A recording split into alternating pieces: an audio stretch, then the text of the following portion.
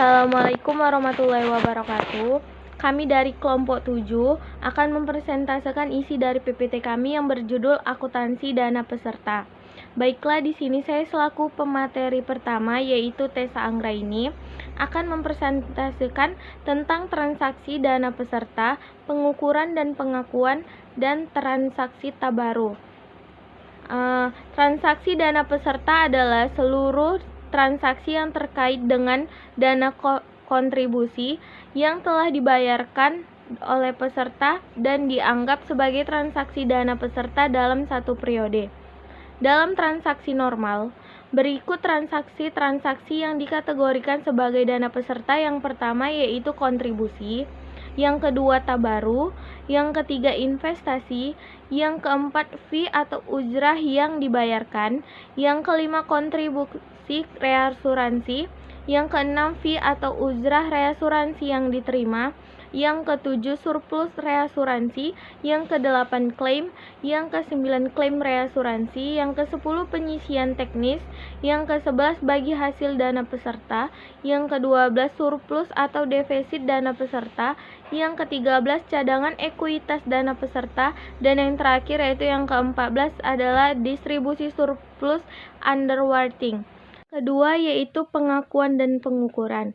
Berdasarkan PSAK 108 tahun 2016 paragraf 14 disebutkan bahwa kontribusi peserta diakui sebagai pendapatan dana tabaru dengan ketentuan sebagai berikut. Yang pertama yaitu untuk akad asuransi syariah jangka pendek, kontribusi peserta diakui sebagai pendapatan dari dana tabaru sesuai akad asuransi. Dan yang kedua yaitu untuk akad asuransi syariah jangka panjang, kontribusi peserta diakui sebagai pendapatan dari dana tabaru pada saat jatuh tempo pembayaran dari dana peserta. Dan yang ketiga yaitu transaksi tabaru.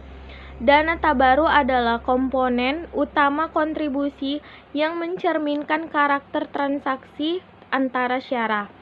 Dana tabaru merupakan bagian dari dana sosial yang dihibahkan oleh setiap peserta untuk dana tolong-menolong dalam aktivitas pembagian risiko antar sesama peserta. Saya Milaptania akan melanjutkan materi selanjutnya yaitu transaksi fee atau ujrah yang dibayarkan. Fee atau ujrah yang dibayarkan dapat disebut juga dengan beban fee atau upah, yaitu bagian kontribusi yang akan dibayarkan ke pengelola dalam bentuk fee. Pembayaran ujrah ini akan menjadi beban ujrah bagi akun dana peserta dan akan mengurangi nilai kontribusi. Contohnya PT Aksyar menjadi peserta salah satu produk asuransi Sebi Insurance. CO yang mana polis diterbitkan dengan nilai kontribusi sebesar Rp800 dengan fee atau ujrah sebesar 10% atau Rp80. Lalu transaksi kontribusi reasuransi. Kontribusi reasuransi atau yang dikenal dengan asuransi konvensional sebagai premi reasuransi merupakan dana kontribusi yang dibayarkan oleh perusahaan asuransi sebagai pengelola risiko ke perusahaan reasuransi dengan tujuan agar risiko yang dimiliki disesikan atau dibagi dengan perusahaan reasuransi. Lalu transaksi fee ujrah yang diterima.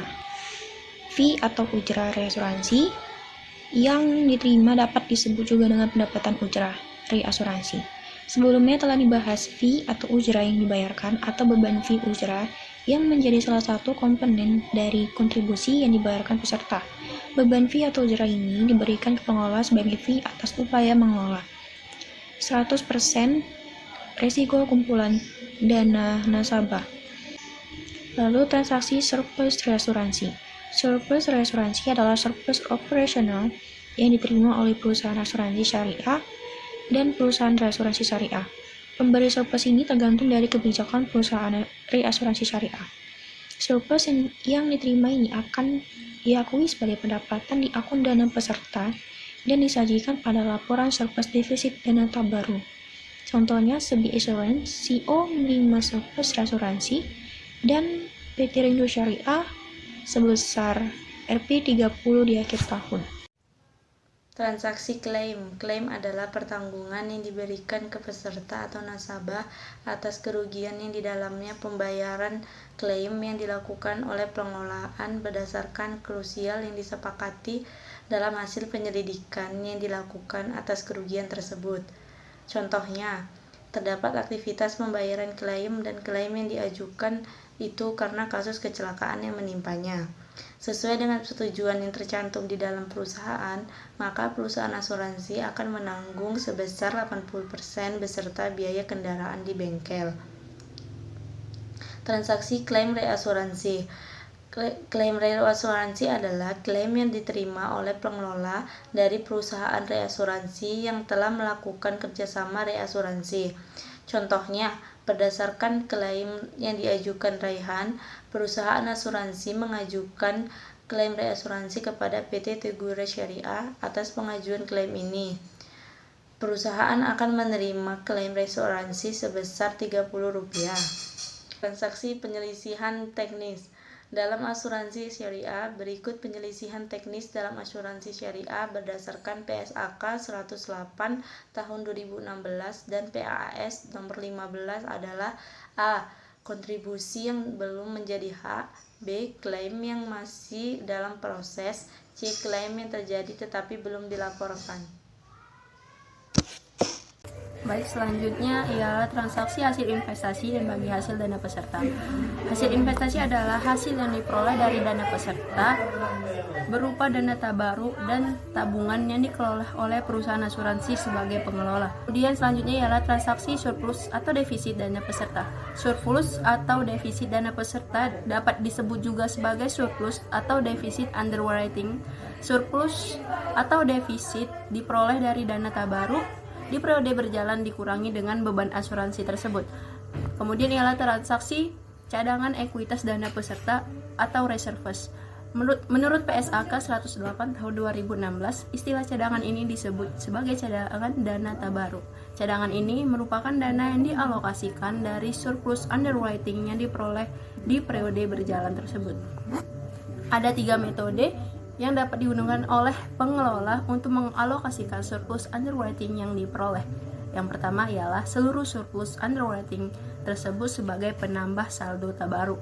Yang kedua ialah sebagian surplus underwriting tersebut sebagai penambah saldo dana tabaruk dan sebagian lainnya didistribusikan ke peserta atau nasabah secara individual. Yang ketiga ialah sebagian surplus underwriting tersebut sebagai menambah saldo dana tabaruk, sebagian didistribusikan ke peserta atau nasabah secara individual dan sebagian lainnya didistribusikan untuk entitas pengelola.